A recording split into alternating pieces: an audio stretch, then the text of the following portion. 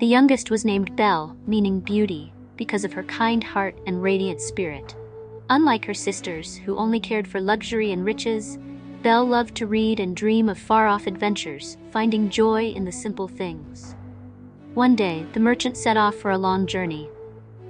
He promised his daughters to bring them whatever their hearts desired. The older sisters asked for fine gowns and jewelry, but Belle, ever humble, asked only for a single rose. As the merchant traveled home, a terrible storm arose, and he lost his way in the dark forest. Through the swirling wind and rain, he saw the flickering lights of a grand castle in the distance.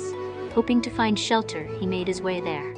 To his surprise, the castle appeared empty, though the doors opened as if by magic. Inside, a lavish meal was laid out, and though no one appeared to be present, the merchant accepted the food gratefully. After his meal, he ventured into the garden, where he saw the most perfect rose. Remembering Belle's wish, he plucked it to take home to her. Suddenly, a loud growl echoed through the garden.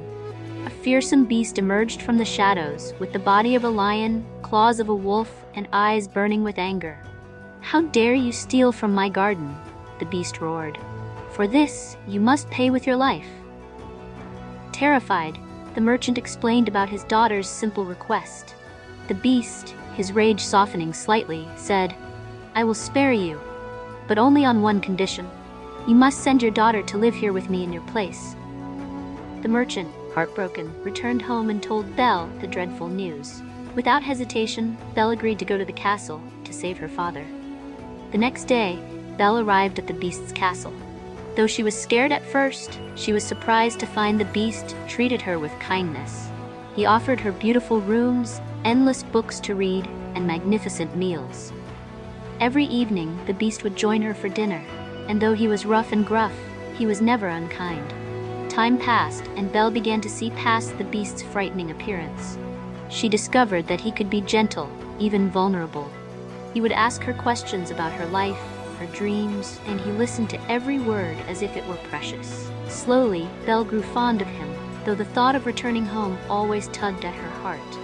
One evening, the beast surprised Belle by asking her a question that made her heart stop. "Belle," he said, his deep voice trembling, "will you marry me?" Belle, startled by the sudden proposal, could not hide her discomfort. Though she cared for the beast, she was not ready to marry him. "I'm sorry," she said softly, "but I can't." "If you wish to leave, you are free to go." But Belle did not want to leave forever.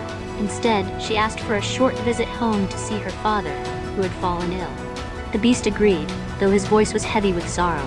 He gave Belle a magic mirror, saying, "If you ever want to see me, just look into this mirror, and you will find me." Back at her father's house, Belle was greeted with joy. Her sisters, jealous of the gifts she brought, noticed that she had grown even more beautiful, her heart glowing with inner peace. They mocked her for caring about a beast, but Belle ignored them, content in the knowledge that appearances were not what made someone truly beautiful. Days turned into weeks, and though she was happy to be home, Belle could not stop thinking of the beast. One night, she looked into the magic mirror and gasped in horror. The beast lay motionless in his garden, surrounded by roses, his eyes closed as if he had given up on life. Without a moment's hesitation, Belle rushed back to the castle. She found the beast, barely breathing. She knelt beside him, her tears falling onto his fur. "Please don't leave me," she whispered. "I love you."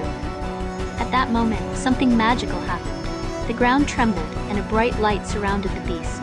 Before Belle's astonished eyes, the beast began to transform. His fur disappeared, his claws turned to hands, and his face became that of a young man, handsome but familiar. He had been a prince, cursed by a wicked enchantress long ago, doomed to remain a beast until someone loved him for who he truly was. "I never believed the curse would be broken," the prince said, his voice soft with wonder. "But you, Belle, saw past my appearance and loved me." Belle smiled through her tears, understanding at last that true beauty comes from within. And so, Belle and the prince were married in the most joyous celebration the kingdom had ever seen. The enchanted castle came to life with music and laughter, and even Belle's father was healed, joining in the festivities with great joy. The love between Belle and the prince blossomed and grew stronger each day, proving that kindness, compassion, and understanding are the greatest magic of all. And they lived happily ever after. That's the end of the story. I hope you enjoyed it.